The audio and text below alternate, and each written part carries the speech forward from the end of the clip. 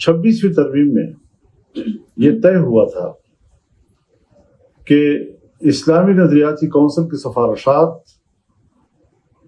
Parliament में ले भी होंगी और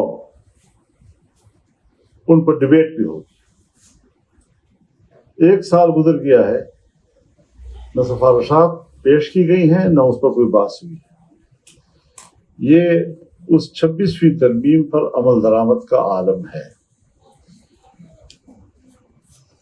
सूद के हवाले से जहां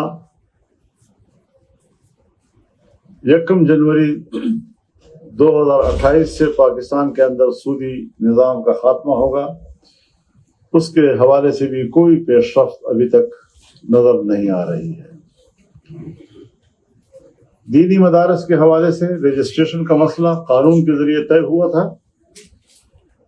आज मदारस की रजिस्ट्रेशन भी नहीं की जा रही है 1860 की सोसाइटी एक्ट के तहत, और मदारस के हाथ मरोड़ कर उनको मजबूर किया जा रहा है कि वज़ारत तालीम के तहत आपको रजिस्टर्ड होना होगा।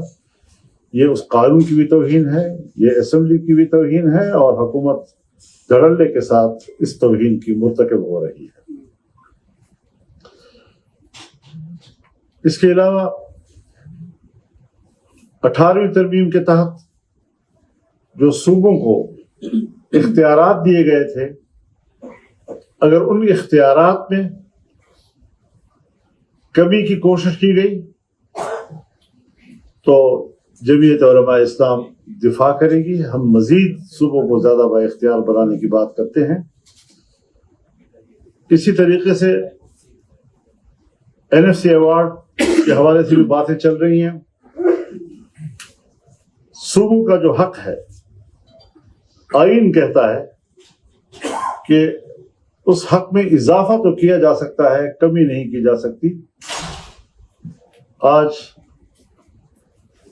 सूबों के अगर हक पे डाका डाला जाता है तो हमने उसूली फैसला यही किया है कि जमीयत उलमा इस्लाम भरपूर मुखालफत करेगी उसकी।